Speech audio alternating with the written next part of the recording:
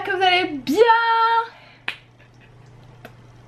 Plus ça va et plus cette intro ne ressemble à rien. Aujourd'hui on se retrouve pour vous parler de mon dernier bébé. Pardon mais déjà est-ce que je commence cette vidéo, la batterie elle clignote. Qu'est-ce que c'est que cette merde? Est-ce qu'on peut regarder cette magnifique ouverture? Mais non, pas moi, espèce de débile. Jamais il fait le focus au bon endroit lui. Est-ce que c'est pas genre magnifique? Waouh! Franchement, à chaque nouvelle couverture avec Magali, on se dit franchement c'est notre meilleure. Mais là j'avoue qu'elle s'est surpassée. Alors c'est chiant parce qu'avec le bordeaux, la petite tête du renard se voit beaucoup moins. Mais sachez qu'elle est là. Ce livre vraiment m'a demandé beaucoup plus de travail que d'autres. Pour la simple et bonne raison que on va suivre Azuna qui est franco-japonaise. Elle est née et elle a toujours vécu en France, mais sa maman est japonaise et parce qu'elle a trouvé l'amour, elle est venue en France et elle est restée en France. Donc on a une héroïne qui a 19 ans au moment de ce tome 1 et qui fait des études pour être traductrice donc français-japonais. Sauf que ses études ne lui plaisent pas du tout, elle est sur Rennes, c'est pas sa came. Elle a pas d'amis parce qu'elle est extrêmement timide et elle n'arrive pas en fait à nouer des contacts avec les autres. Le premier pas en fait pour aller vers les autres, elle ne sait pas le faire. Donc en fait elle a cette image de fille très solitaire, très indépendante, mais un peu contre son gré parce que elle rêve d'avoir plein de potes et tout à la fac et c'est pas du tout le cas.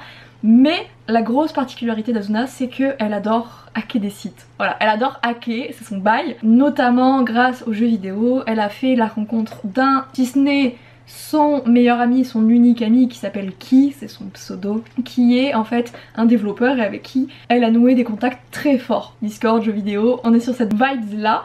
Et donc on commence, voilà tout va bien et elle va se faire agresser, elle se fait arrêter par deux types qui sont bien décidés à profiter de son corps sans son consentement. Donc en fait sous la panique elle va se transformer en renard et elle va littéralement leur bouffer les tibias et les mollets avant de s'enfuir. Elle va trouver refuge dans un sanctuaire japonais. Elle va faire la rencontre du propriétaire qui s'appelle Eiji. Eiji va l'aider à redevenir humaine et lui dire que si elle a besoin d'aide, il va essayer de l'aider comme il peut. Elle part en week-end chez ses parents qui habitent à peu près à 1h30, 2h de Rennes. Au retour, vraiment, elle sort du train et elle est à la gare de Rennes. Elle reçoit l'appel d'un inconnu qui lui explique que Eiji a été assassiné et qu'elle est l'une des dernières personnes à l'avoir vu en vie. Voilà comment ça commence pour Azuna. Je me suis vraiment surprise sur ce bouquin parce que j'ai pas fait énormément de recherches avant de me lancer dedans, ce qui était sans doute une erreur.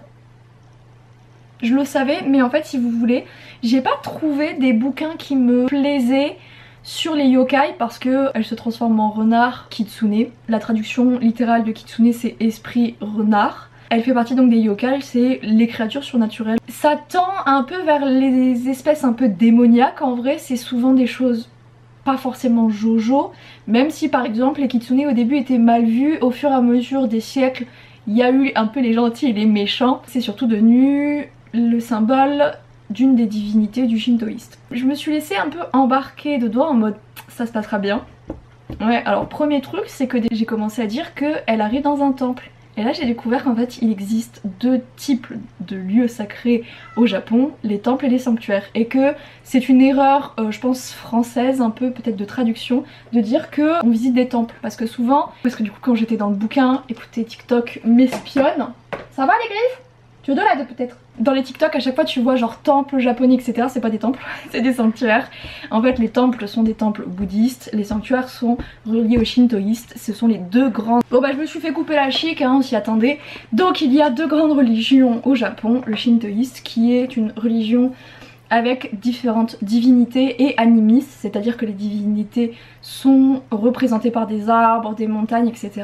Et t'as le bouddhisme qui vient de l'autre partie de l'Asie et qui a été importé au 8e siècle si je ne m'abuse au Japon. Tu as deux sortes de lieux de culte. En France en fait on fait pas la différence parce que bah en fait si tu le sais pas t'as tendance à te dire c'est un temple. En réalité non, la plupart du temps ceux avec les torii, donc les torii ce sont les portails, sont reliés au sanctuaire. Donc déjà j'ai commencé le bouquin, je me suis dit voilà, peut-être un petit peu compliqué de se lancer sans s'être au préalable plus que ça renseigné, à savoir quand même que voilà, je veux dire, le Japon je connais quand même un minima au travers notamment des œuvres culturelles, donc manga, animé. Et aussi point important, j'avais Ninon avec moi qui est franco-japonaise et c'est très drôle parce que sa maman est japonaise et elle est venue habiter en France parce qu'elle a rencontré le papa de Ninon et en fait bah, elle est restée en France. Ninon a relu et il y a quelques phrases en japonais, donc elle a fait les traductions. Elle a au mieux essayé de corriger les petites fautes d'inattention que j'ai eues,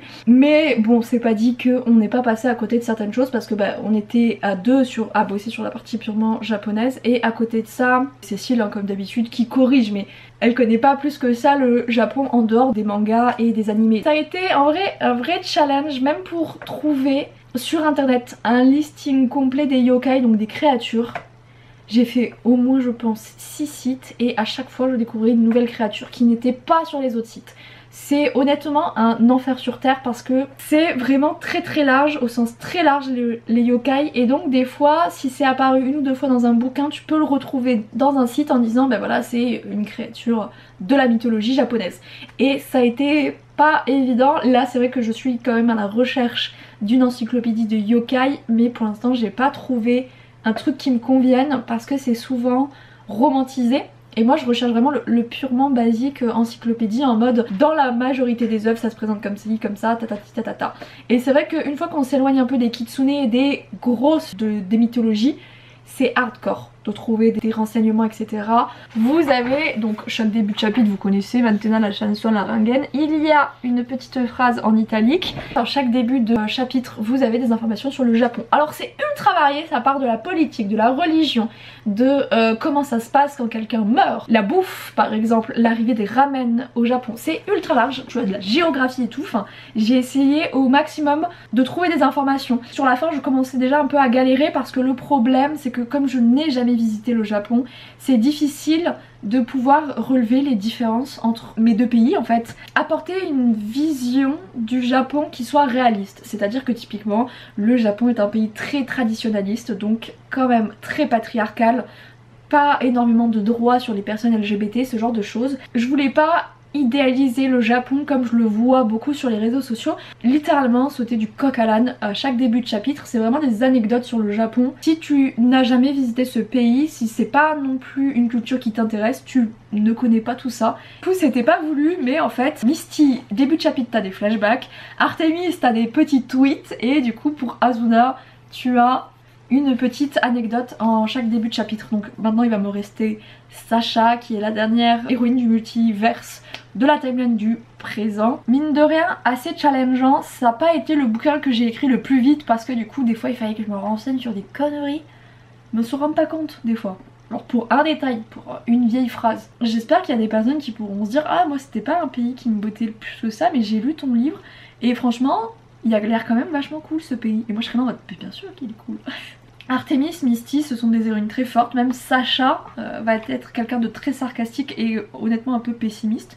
Mais je n'écris pas énormément sur des héroïnes quand même timides. Il y a Maëlle de Bad Boy et Intello et Miline de Broken Boss. Mais c'est vrai que c'est pas le pattern d'héroïne que je préfère écrire, pas vers elle que je vais me diriger en priorité.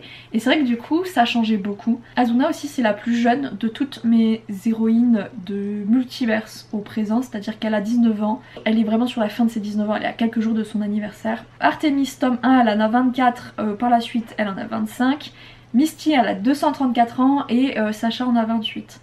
Donc on est sur des héroïnes qui mine de rien sont quand même globalement plus âgées. Bibou c'est la plus jeune et c'est quelqu'un qui est enfant unique, qui a été extrêmement protégé par ses parents, une relation très fusionnelle avec eux, qui fait qu'elle a été mine de rien beaucoup protégée, et c'est pas mal en vrai hein. C'est un peu compliqué de prendre son envol quand tu es un peu novice sur la vie. Ça c'est vrai que c'est les filles qui vont lui apporter aussi cette maturité et ce truc d'arrêter de se prendre la tête parce que Azuna est tout le temps en train de se poser des questions. Et ça c'était quand même très agréable à écrire. De manière générale hein, mes héroïnes sont toujours en train de réfléchir, ça c'est c'est moi donc c'est obligé de ressortir. Mais Azuna ça va être vraiment des questions sur comment agir en public, comment agir face à une autre personne, comment agir face au deuil, parce que la personne qui va l'appeler c'est Erwan. Erwan c'est notre love interest évidemment, hein, c'est le petit blondinet. Écoutez, Cécile elle m'a dit ouais t'as pas d'héroïne blonde. Je lui ai dit oui. Dans le multiverse, il n'y en aura pas des blondes. Sacha a les cheveux roses, je trouve que c'est déjà pas mal. Même dans les Love Interest, je pense qu'on les compte sur les doigts d'une seule main, les blonds. Et là, je me suis dit, bon, ok, allez, fais un effort, mets un blond. Donc, Erwan est blond. Elle va beaucoup le fréquenter. Ils vont se retrouver ensemble à chercher le meurtrier d'Eiji. Erwan est en plein deuil, il a perdu littéralement son mentor, mais ça, j'en dirai pas plus. À côté de ça, t'as une Azuna qui ne connaît pas vraiment les codes sociaux, qui a toujours peur de mal faire, c'est vraiment sa hantise, c'est de se taper la honte. Il y a beaucoup d'interrogations sur qu'est-ce que je dois faire, qu'est-ce que je dois lui dire, j'ai pas de phrases qui me viennent, et là du coup il va y avoir un silence et ça va être gênant, et du coup après on saura pas comment repartir et ça va être difficile. Enfin tu sais, ce truc qui commence un peu à monter en pression de l'angoisse, la panique, je sais plus comment réagir. Et c'était vraiment très chouette d'aller à ce niveau là parce que Maëlle Méline c'était pas à ce niveau là non plus. Mais comment je fais pour trouver ma place? Qu'est-ce que je fais en fait pour dire à mes parents que c'est pas les études que j'ai envie de faire? Comment est-ce que je m'affirme dans un monde où je ne suis pas vraiment acceptée? Parce que on va aussi évoquer la question du racisme et mine de rien la question de cette double nationalité, ce fait d'être trop japonaise pour les Français puisque elle s'appelle Azuna, elle a les yeux bridés et donc tu comprends qu'il y a des origines derrière, et à côté de ça qui est trop française pour les Japonais dans le sens où elle a grandi en France, elle a donc des automatismes français et physiquement elle ressemble pas 100% à une personne qui vient du Japon dans le cliché le plus total qui est à dire papa et maman japonais, lignée totalement japonaise. Déchirement entre deux cultures qu'elle adore profondément. C'est ça qui était un peu difficile, c'est que elle adore sa double nationalité, elle en est extrêmement fière et en même temps c'est aussi un poids qu'elle porte au quotidien sur le fait finalement d'être toujours un petit peu à part, d'avoir deux magnifiques pays qu'elle porte et qu'elle aime et en même temps d'avoir cette sensation de pas être représentée. Et ça c'était très chouette, on en avait parlé avec Ninon, je l'avais beaucoup interrogée sur ça et elle m'a dit c'est quand même vachement chouette d'être représentée. Parce que ça du coup je lui avais posé la question en mode est-ce qu'il y a des romans, des films etc où tu te sens représentée? Et elle m'avait dit soit ce sont des personnes asiatiques et souvent, surtout elle m'avait parlé des vieux dessins animés, vous savez ceux qu'on avait quand on était petit, enfin si vous êtes né dans les années 90 vous voyez je pense, elle avait parlé notamment des Rats, j'aimais pas du tout ce dessin animé mais où t'as le cuistot qui est asiatique et c'était vraiment le cliché de la personne asiatique tu vois. Et elle me disait c'est vrai que maintenant ça va mieux mais c'est pas des personnes qui ont des doubles nationalités. Enfin j'ai été très contente de pouvoir la représenter, qu'elle puisse se dire ok il y a au moins un bouquin où je suis là en fait, j'existe aussi. Je crois que je pourrais faire 1 heure pour tout vous expliquer le process autour d'Azuna, mais c'était vraiment un bouquin très challengeant aussi qui n'était pas forcément évident, mais je trouve que bon, je vais pas me jeter des fleurs mais j'ai plutôt bien réussi. En tout cas je sais qu'avec Cécile on n'a pas tant rebossé le texte que ça sur le fond, c'est quand même très chouette, juste une partie, mais ça ne rend le livre que meilleur.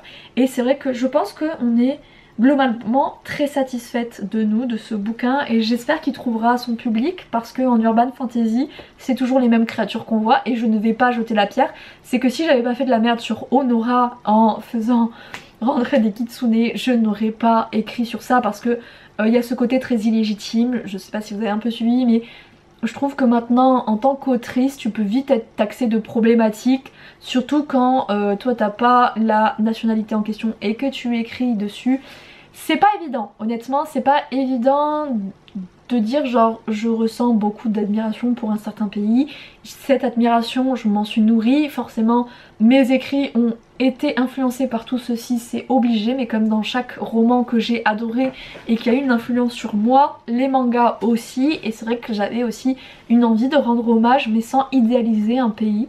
Et je pense que j'ai quand même réussi à le faire et je ne me voyais pas ne pas parler de racisme alors que Azuna est franco-japonaise et que oui, quand on a un physique qui n'est pas celui du petit blanc de base, ça peut très vite déraper. Et je dis ça en sachant que j'ai des origines italiennes, que quand je m'expose au soleil je prends très vite des couleurs, et donc que ça m'est déjà arrivé d'avoir certains problème dû à cette couleur de peau qui tire un peu trop vers le méditerranéen, si vous voyez ce que je veux dire.